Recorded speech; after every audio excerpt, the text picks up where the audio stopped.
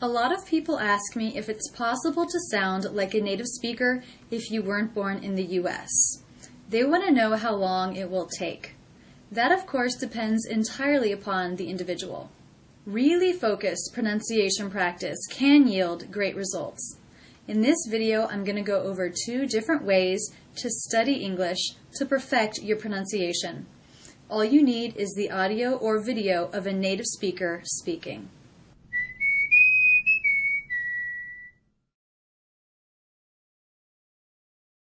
First, we're going to do a Ben Franklin exercise. This is when you write down everything you can about what you hear, whether or not you hear words being linked, or if you hear something being reduced, for example. Now we'll do this together to help you get an idea of how to listen to and analyze what you hear. A lot of people ask me if it's possible to sound like a native speaker.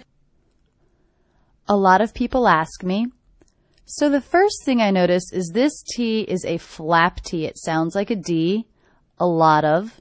That's because it's coming between 2 vowel sounds. I also notice that I hear these 3 words as one unit. A lot of, with the stress happening on the middle word. A lot of. A lot of people ask me. I also notice that this word ends in a consonant. This word begins with a vowel. There's no punctuation in between. A lot of people ask, and I do hear that L as really linking to the beginning vowel sound. People ask. Another thing you'll want to note as you listen is any sounds that you know are difficult for you. For example, many of my students have problems integrating the ah sound into their speech. They know how to do it, but they just don't use it in speech. So I would definitely, if I was one of them, mark this ah vowel, so that I'll be sure to note it. And then we'll hopefully begin to integrate ah into my speech when I see this word ask. A lot of people ask me. Let's keep going. A lot of people ask me if it's possible to sound like a native speaker. If it's possible to sound. If it's possible to sound. So I notice the stress here. Possible. First syllable is stress. To sound. I notice that has stress too. If it's possible to sound.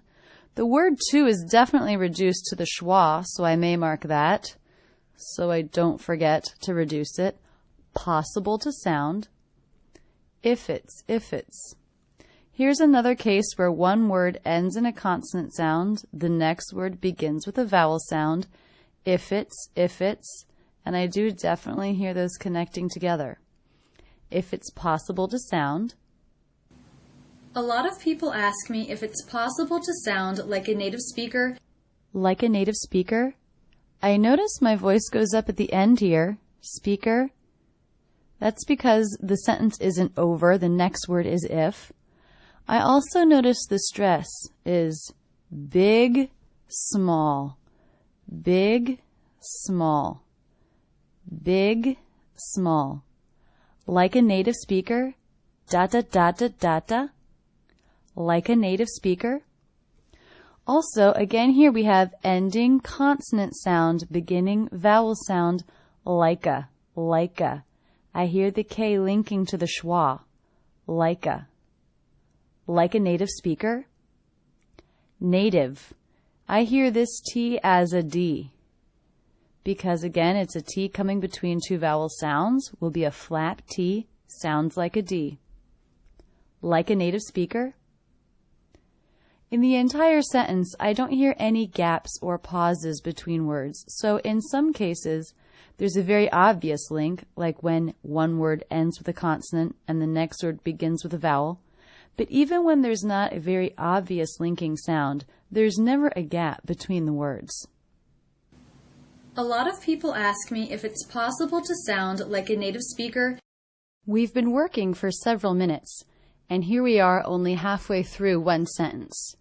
This is just an example of how you might take notes from the audio or video clip of your choice. After you've listened several times and taken thorough notes, You then put the audio or the video away and, from your notes, try to speak the way the native speaker was speaking. If you can, record yourself and then compare this to the native speaker. This is how you can figure out where you still need to work. And now we'll do an imitation exercise. In this video, you don't look at the text. You're not concerned with the actual words, because you do already have ideas about how words should be pronounced. So in this exercise, you're just listening. And I loop things 3 times in an imitation exercise, so that you begin to think about the pitch changes and the musicality of the speech rather than the individual words themselves. Repeat it back exactly as you hear it, even if you're not sure of the individual words. It's okay, that's not what we're going for in this particular exercise. A lot of people ask me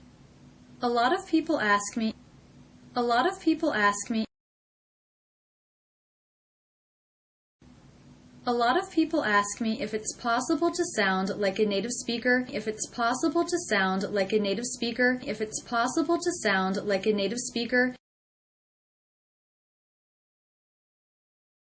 if it's possible to sound like a native speaker if you weren't born in the U.S. If you weren't born in the U.S. If you weren't born in the U.S.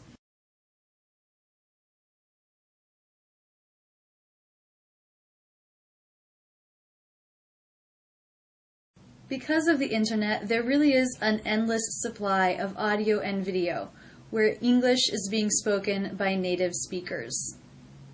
I know looping something over and over, as in the imitation exercise, can be more of a hassle on your own. That's why on my website I do have both Ben Franklin and imitation exercises ready for you. So I encourage you to take a look at these or any other audio or video clip that interests you and turn it into a pronunciation exercise. Study it this way. It will really take you far in your practice. That's it, and thanks so much for using Rachel's English.